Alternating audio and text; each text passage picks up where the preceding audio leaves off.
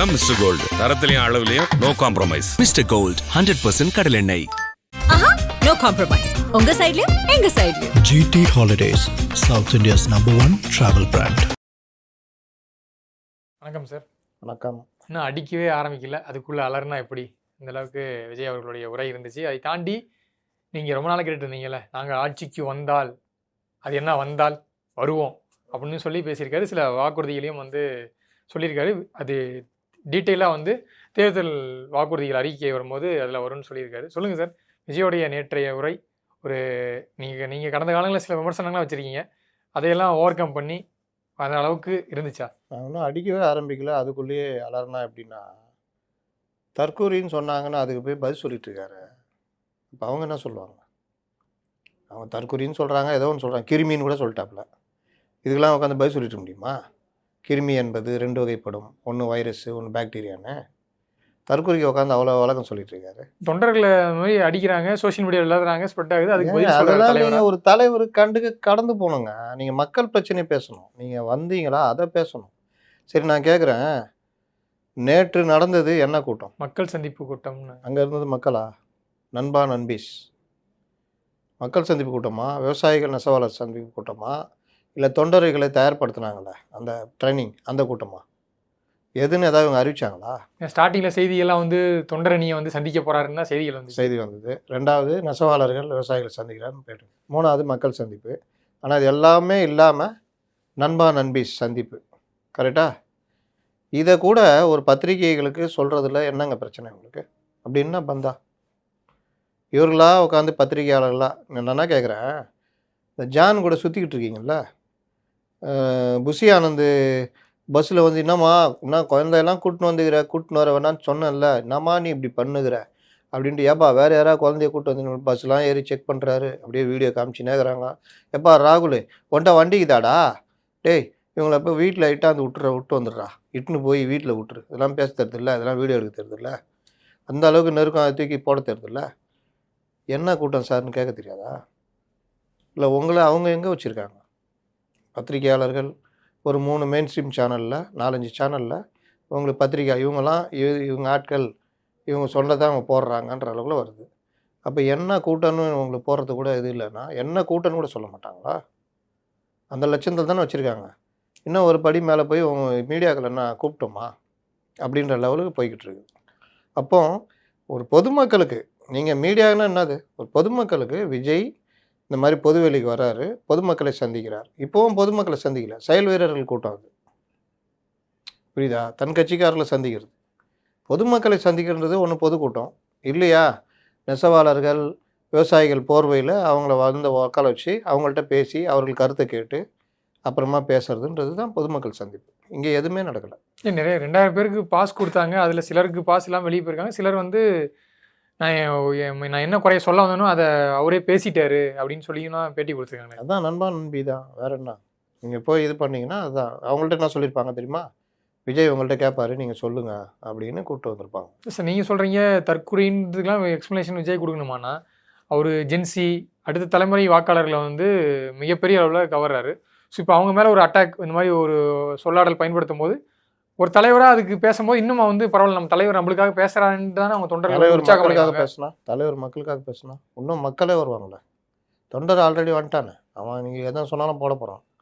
தலைவர் மக்களுக்காக பேசலாம். மக்களுக்காக பேசினதா பாலாறு மணல் கொள்ளையிலிருந்து மறுபடியும் பஸ்ல இருந்தா இதோ பல பேட்டியில் பேசிட்டேன் நான். பாலாறில் மணல் அடிக்கிறார்கள், 4800 கோடி ரூபா இது பண்ணார்கள், நெசவாளர்கள் எவ்வளோ கஷ்டப்படுகிறார்கள். அப்புறம் வேற என்ன? அதான் தேர்தல் வாக்குறுதிகளாக சொல்லியிருக்காங்க. திமுகவுக்கு காஞ்சிபுரம் போய் மக்கள் பிரச்சனை பேசினான்னு சொன்னீங்கல்ல சார். இப்போ காஞ்சிபட்டு நெசவாளர்கள் கந்துவட்டி கொடுமையால் பாதிக்கப்படுறாங்க. அங்கே இருக்கக்கூடிய பாலாறு, அதே போல் நிறைய அணைகள் வந்து குளம் ஏரிகள் வந்து தூர் வராமல் இருக்கீங்க. அது மட்டும் இல்லாமல் அந்த காஞ்சிபுரம் பஸ் ஸ்டாண்டு, அந்த பஸ் ஸ்டாண்டு வந்து பழமையான பஸ் ஸ்டாண்டு, அதை இன்னும் கட்டாமல் வச்சுருக்கீங்க. இது போல் நிறைய பிரச்சனைகள் கையில் எடுத்து பேசி. அவ்வளோதான், இது நிறைய இல்லை, இதுதான் இந்த மூணையும் அப்படியே மேலே அப்படியே தொட்டுட்டு போயாச்சு. அதுக்கு பிறகு பெரும்பாலான பேச்சு சுயபெருமை பேசுகிறதும் தொட்டுப்பார் சீண்டிப்பார்ன்ற மாதிரி சவால் விடுறதுமாக தான் கடந்து போயிருக்குது. இன்னொரு சினிமா ஷூட்டிங் மாதிரி தான்.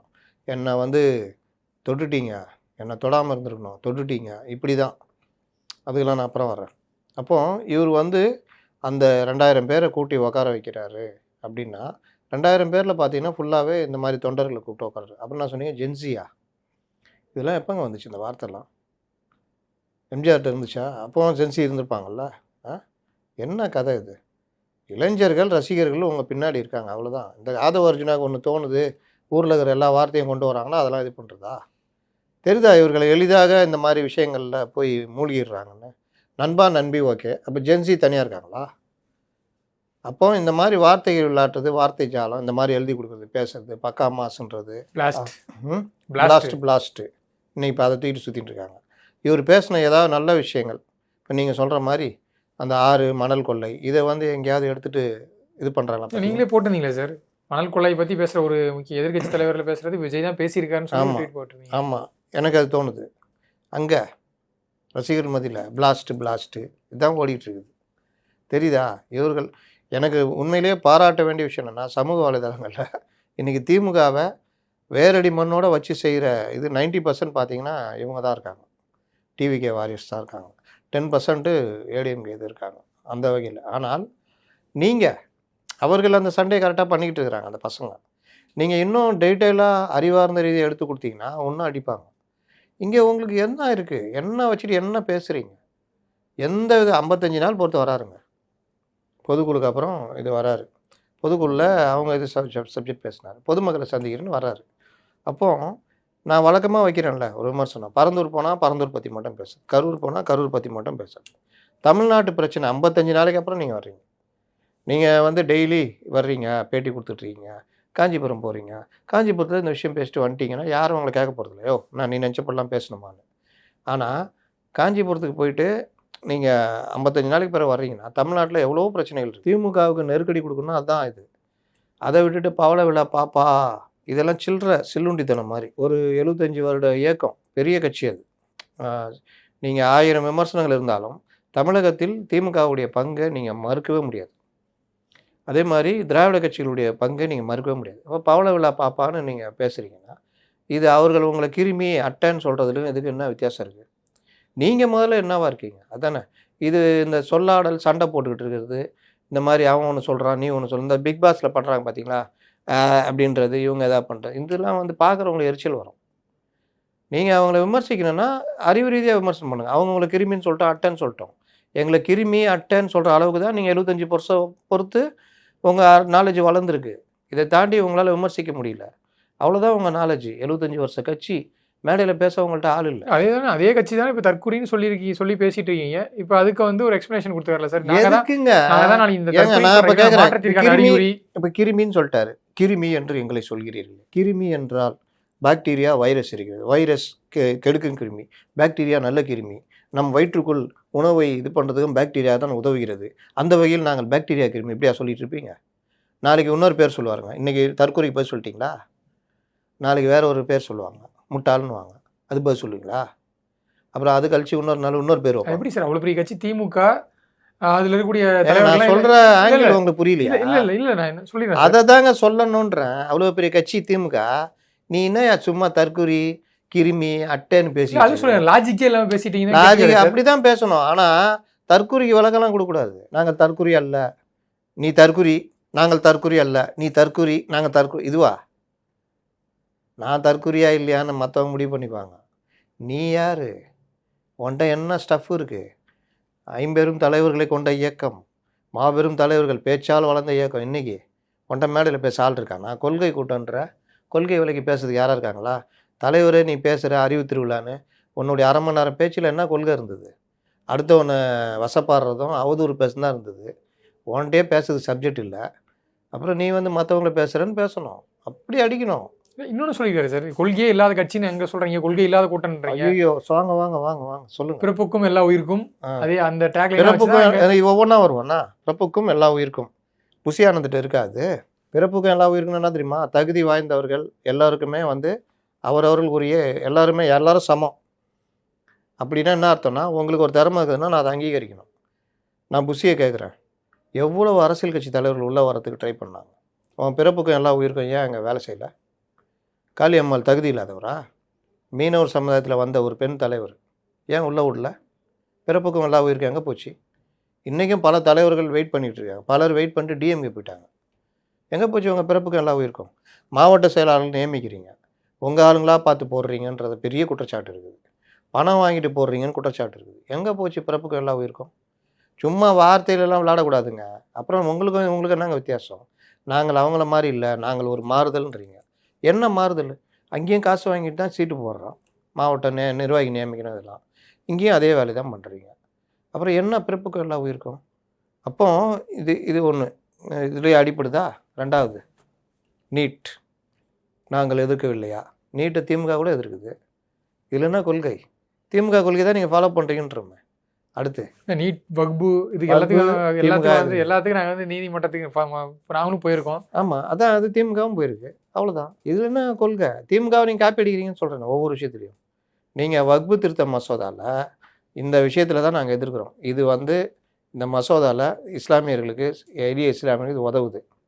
அந்த வகையில் இதை வரவேற்கிறோம். ஆனால் இந்த விஷயங்களை நீக்கணும்னு போனீங்கன்னா உண்மையிலேயே உங்களை பாராட்டலாம். நீங்கள் மாற்று அல்ல, அதுக்கேற்ற மாதிரி வர்றவங்க அறிவாக இருந்துங்க. நீட்டு விவகாரத்தில் இந்தியா முழுவதும் நீட்டை ஏற்றுக்கிட்டாங்க. நீட்டை வந்து மாற்ற முடியாது. ஆனால் நீட்டை நீ இந்த மாதிரிலாம் பயிற்சி கொடுக்கலாம், இலவச நீட் பயிற்சி ஆரம்பிக்கலாம். நீட்டை வச்சு அயோக்கியத்தனம் பண்ணிகிட்டு இருக்கிறேன் அப்படின்னு நீங்கள் அடிச்சிங்கன்னா உண்மையிலேயே நீங்கள் இது கல்வியை மாநில பட்டியலில் கொண்டு வருவோம். இது எல்லாரும் அவங்களும் சொல்லின்னு தான் இருக்காங்க. இது என்னன்னா இவர்களுக்கு கொள்கை வகுக்கிற ஆள் யாருன்னா திமுகலேருந்து வந்தவர். அப்போ இவருடைய நோக்கம் எல்லாமே என்ன? அப்படி எஸ்ஐஆருக்கு மட்டும் பயந்துட்டாங்க. நடைமுறையில் பார்த்தோன்னே எப்பா எஸ்ஐஆர் அங்கேயும் ஃபெயிலியரு, இங்கேயும் எஸ்ஐஆர் அந்த அளவுக்குலாம் இல்லை, சாதாரண விஷயந்தான் அப்படின்ட்டு எஸ்ஐஆரில் குளறுபடிகளை கலையன்னு வீடியோ போடுறாரு. அந்த வீடியோவில் எங்கள் தலைவர் கேட்டிருக்கிற கேள்வி உங்கள் தலைவர் குழந்த மாதிரி கேட்டுனுக்கிறாரு. சாதாரண விஷயங்களெல்லாம் பெருசாக கேட்டுன்னு இருந்தார்.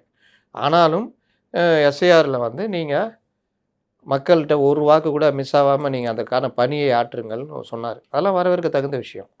அதே நேரம் அந்த விவகாரத்தில் இன்னை வரைக்கும் தாவேக தொண்டர்கள் எங்கேயா இறங்கி பண்ணுறாங்களான்னு பார்த்தா எனக்கு தெரிஞ்சு பெருசாக ஒன்றும் தெரியல. சார், இங்கே சென்னையில் நிறைய தாவேக தொண்டர்கள் அந்த எஸ்ஐஆர் ஃபார்ம் வந்து வாங்கி கொடுக்கல, நிறைய குளறுபடி பண்ணாங்கன்னா திமுக காரங்க மற்ற கட்சிக்காரங்க வந்து அடிக்கிறாங்கன்னு சொல்லிட்டு வீடியோலாம் வந்துச்சு சார். கட்சிக்காரங்க எப்படிங்க அடிப்பாங்க? நீங்கள் வீடு வீடாக போய் அவங்களுக்கு ஃபார்ம் ஃபில்அப் பண்ணி கொடுக்க ஹெல்ப் பண்ணுங்கள். நீங்கள் ஏங்க அவங்கள்ட்ட போய் நிற்கிறீங்க? அவங்க அந்த வேலை தான் பண்ணுவாங்க. அவங்க ஒரு பக்கம் எஸ்ஐஆர் எதிர்த்துக்கிட்டு எஸ்ஐஆர் அமல்படுத்த விடாமல் பண்ணுற வேலையை பண்ணுறாங்க. அது நடக்குது ஒரு பக்கம். நீங்கள் வீடு வீடாக போய் எஸ்ஐஆர் படிவம் வந்துச்சுன்னா ஃபில் பண்ணிட்டீங்களா? ஃபில் பண்ணலன்னா கொடுங்க, எப்படி ஃபில் பண்ணணும் நான் சொல்லித்தரேன், பண்ணுங்கள். இல்லை வரலன்றதெல்லாம் நோட் பண்ணுங்கள். அதை எந்த அதிகாரிகள் மட்டத்தில் எங்கே கொண்டு போகணுமா? பிஎல்ஓக்கு மேலே இருக்காங்கல்ல, பிஎல்ஓ மேலே கம்ப்ளைண்ட் கொடுங்க. இந்த இதில் இவ்வளோ பேர் கொடுக்கல, இந்த பிஎல்ஓ இந்த திமுக காரன்ட்ட படிவத்தை கொடுத்து வச்சுக்கிறான் அப்படின்னு பண்ணுங்கள். அதுதான் ஒர்க்கு. அப்படி தான் தயாராக முடியும். அடித்தா திருப்பி அடிங்க, திருப்பி அடித்தா தான் நீங்கள் ஜெயிக்க முடியும். இப்படிலாம் தான் கட்சியில் ஆளாக முடியும். இல்லை கட்டி நீங்கள் அப்படியே உங்களை எல்லா கட்சிகளுமே இப்படி தான் வந்திருக்கு. கலைஞரே தாக்கப்பட்டு இருக்கிறார், அடித்து தூக்கி காவா ஓரம் போட்டு போயிட்டான். இதெல்லாம் எல்லா கட்சியிலும் எல்லோரும் சந்தித்து வளர்கிறது தான். அதனால் முறையாக என்ன ஒர்க்கோ அதெல்லாம் பண்ணணும். ஆனால் இது பெரும்பாலும் வந்து எங்கேயும் நடக்கலைன்ற இவர்கள் அதற்கான கீழே இவங்க தானே சொன்னாங்க 70,000 பூத் கமிட்டி மெம்பர்கள்னு. உங்கள் பூத் கமிட்டி நீங்கள் உங்கள் பூத் கமிட்டியில் ஒரு 10 பசங்க சேர்ந்து பண்ணலாமே, ஒவ்வொரு பூத் கமிட்டியும். அங்கே வந்தீங்கல்ல கோவைக்கு, அவங்க பூத் கமிட்டியில் பண்ணலாமேன்ற. நாங்கள் பண்ணுறோம், எங்களுடைய ஒர்க்கு பாருங்கள், ட்விட்டரில் எடுத்து போடுங்க, மக்களுக்கு தெரிய போகுது, தலைமைக்கு தெரிய போகுது, மக்கள் பாராட்ட போகிறாங்க. பூத் கமிட்டி ஒர்க் பார்க்குறதும் நீ வந்து ட்விட்டரில் எடுத்து போட்டு மக்களுக்கு தெரியப்படுத்திட்டு. ஆமாங்க, இன்றைக்கி நாங்கள் இந்த பூத் கமிட்டி பார்த்தோம், இந்த மக்கள் சேவை செய்கிறோம், இந்த வாங்குறோம், வசூல் பண்ணுறோம், இந்த இதெல்லாம் பண்ணுறோம், இது பாருங்கள் இந்த இடத்துல இப்படி ஏமாற்றிருக்காங்க. இது தானுங்க மக்கள் பணி. அதுதானுங்க வெளியில் ஃப்ளாஷ் ஆகணும்.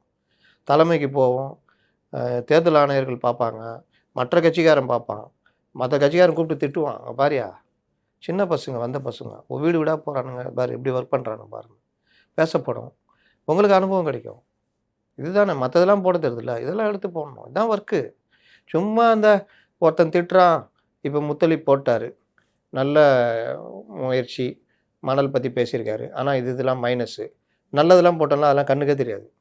இதெல்லாம் மைனஸ்னு விமர்சனம் வைக்கிறோம்ல, கீழே வந்து திட்டுறது, நீ வேணால் கட்சி நடத்த, நீ வேணால் இது பண்ண, உனக்கு இது கதறு, நல்லா கதறு, இதெல்லாம் என்ன யாருக்கு உபயோகப்பட போகுது? இல்லை, அது மாதிரி அதை தாண்டி இதை வந்து ஸ்டாலின் அவர்களோ எடப்பாடி பழனிசாமி அவர்களோ இல்லை சீமான் அவர்களோ பேசும்போது அவங்க உரையில் வந்து இது குற்றம் நம்ம வந்து சொல்ல மாட்டோம். ஆனால் விஜய் அவர்கள் பேசும்போது மட்டும் அவர் பேச்சு உன்னிப்பாக கவனிக்கப்படுது. அவர் பேச்சில் வந்து இதெல்லாம் இருக்கணும்னு சொல்லி நம்ம வந்து இன்புட்ஸ் கொடுக்குறோம், இன்புட்டே இல்லைன்னு சொல்கிறோம். அவருக்கு பேச்சில் வந்து போய் இன்புட் இல்லைன்னு சொல்கிறோம். இவர்கள் கண்ணை மூடிக்கிட்டு பார்த்தா நம்ம பொறுப்பு இல்லைங்க. ஸ்டாலின் படிவத்தை வச்சுக்கிட்டு ஐயோ எனக்கு தலை சுற்றுதுன்னு சொன்னார்ல, அதெல்லாம் விமர்சிக்காத ஆளே கிடையாது. நான்லாம் விமர்சனம் பண்ணேன், பேசியிருக்கேன். விஜய் மட்டும் மைக்ரோ மானிட்டர் பண்ணி விமர்சிக்கிறது ஏன்? மைக்ரோ மற்ற கட்சி தலைவர்கள் அதே மாதிரி இருக்காங்களா? இப்போ எடப்பாடி பழனிசாமியோ ஸ்டாலினோ அவர்கள் போனா எல்லா பிரச்சனையும் எடுத்து இன்டெப்தா பேசி அவங்களாம் வந்து ப்ராப்பரா வந்து எல்லாத்தையும் இது பண்ணிட்டு தான் பண்றாங்களா? எடப்பாடி பழனிசாமியோ ஸ்டாலினோ உதயநிதியோ டெய்லி வீட்டை விட்டு வெளியே வராங்க, டெய்லி மக்களை பார்க்குறாங்க, டெய்லி ப்ரெஸ்ஸை பார்க்குறாங்க, டெய்லி அறிக்கை விட்றாங்க, எல்லாம் பண்ணுறாங்க. நீங்கள் தான் யூனிக்காக இன்றைக்கி போய் அடைஞ்சிட்டிங்களா கூட்டில், இதோட எப்போ வருவீங்கன்னு தெரியாது. அது வேறு 2 பேர் உட்காந்து ரமேஷ் அங்கே என்ன நடக்குது ரமேஷ், இப்போ தான் பாத்ரூம் போயிருக்கார் ரமேஷ், இப்போ தான் தன் கையால் தானே கதவை திறக்கிறார் ரமேஷ்னு உருட்டிட்டு இருக்காங்க. இதெல்லாம் கேவலமா? இதுக்கு மட்டும் ஜாலியாக சொல்ல தெரிஞ்சு கேட்கல வைக்கிட்டு தானே, ஏன் எங்களை மட்டும் ஏன் எடுக்கிறேன்னு சொல்லிட்டு இந்த டிமாண்டு இந்த சமைஞ்ச பொண்ணு மாதிரி எதுக்கு இந்த வேலை பண்ணுறீங்க? வந்துட்டிங்கள்ல, அரசியலுக்கு வந்துட்டிங்களேங்க, என்னங்க வீட்டில் என்னங்க பண்ணுகிறீங்க? நான் கேட்குறேன், சொல்லுங்கள், வீட்டில் என்னங்க பண்ணுகிறீங்க?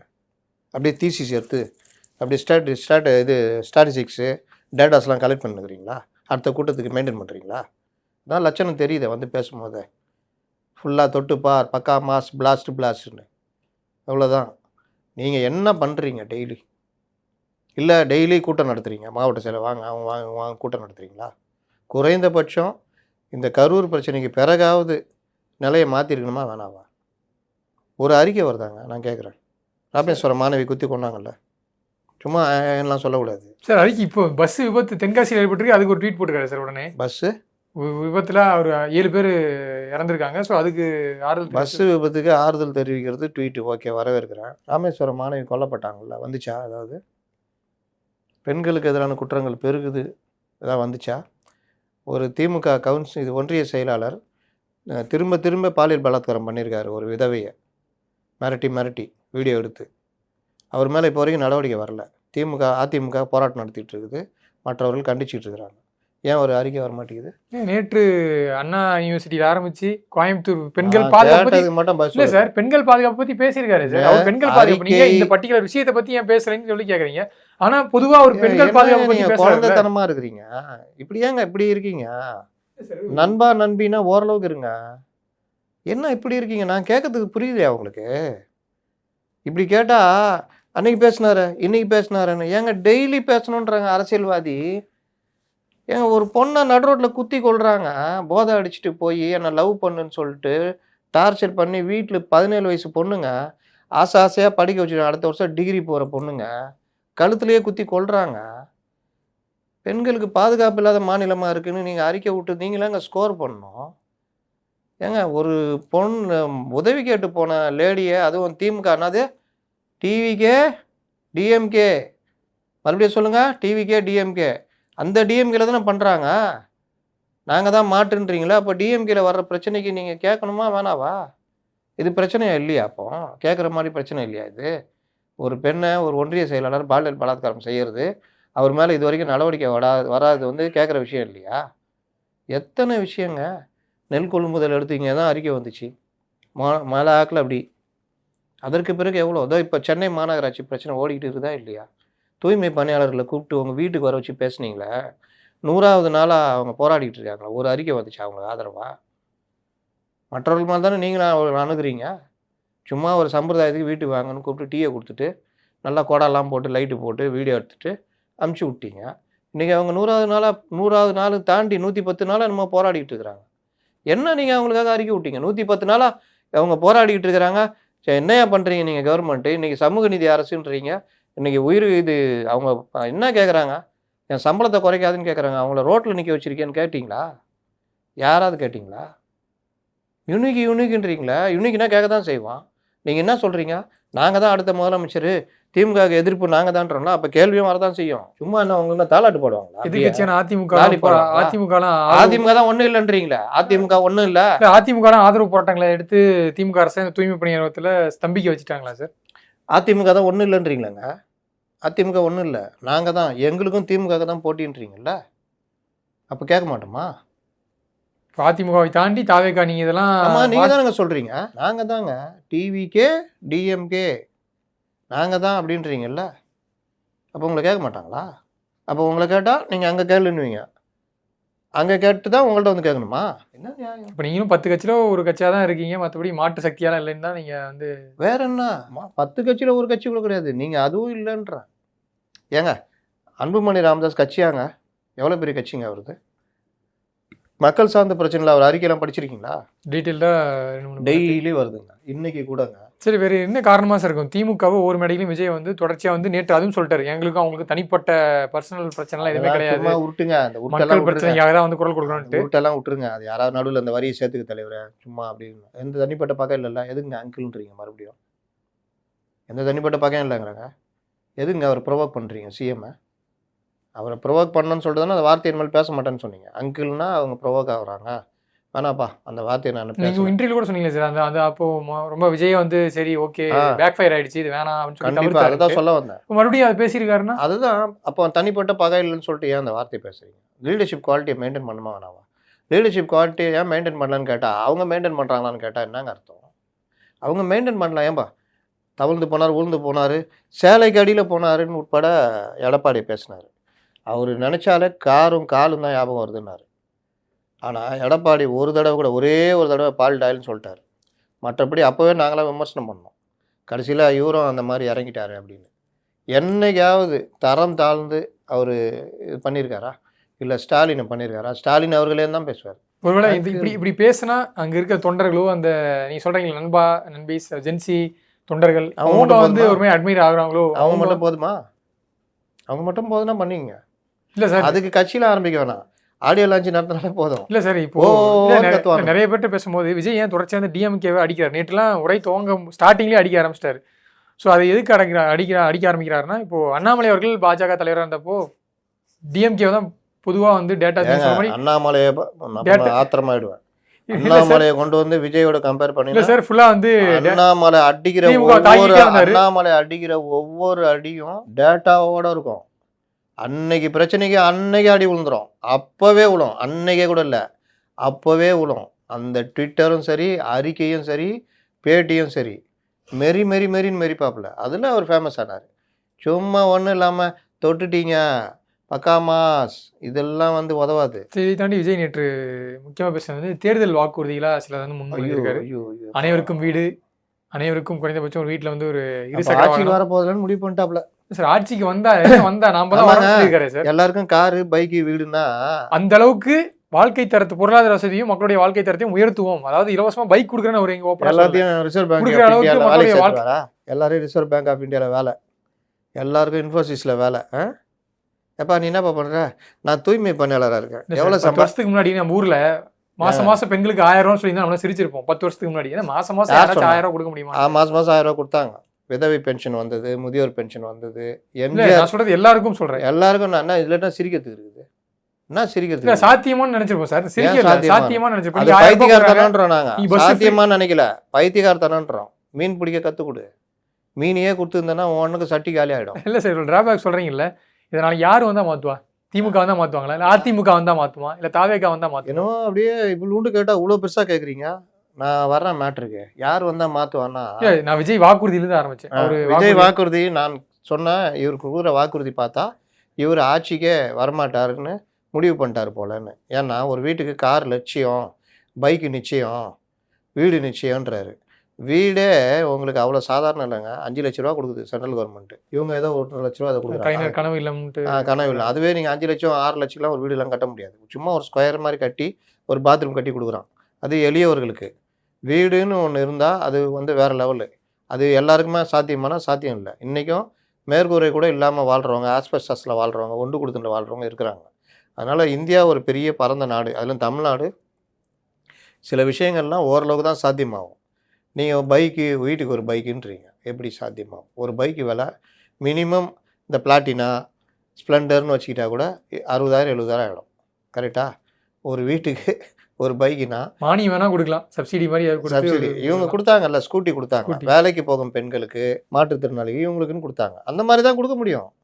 எல்லாருக்கும் கொடுக்குதுன்னா எப்படிங்க சாத்தியம்? அது கண்டிப்பாக தேர்தல் வாக்குறுதிகள் வரும்போது கண்டிப்பாக பார்க்கலாம் சார்.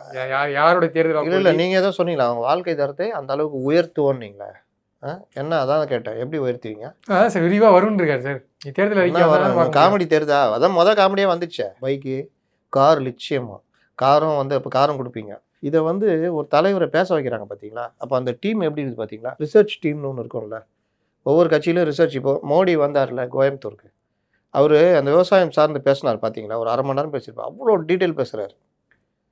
அரசியலே பேசலை, வெறும் விவசாயம், விவசாயத்தில் இயற்கை விவசாயம், இயற்கை விவசாயத்துலேயே கேரளா போன்ற மாநிலங்களில் இப்போ தோப்பு இருக்கும், தோப்புலேயே கீழே சிறு பயிர்கள் இருக்கும், அதுலேயே பல இந்த மாதிரிலாம் அவர் ரொம்ப மைனூட்டாக பேசுகிறார். ஏன்னா மோடி நான் அவ்வளோ திரும்பி கரைச்சி குடிச்சிட்டா வந்தார்.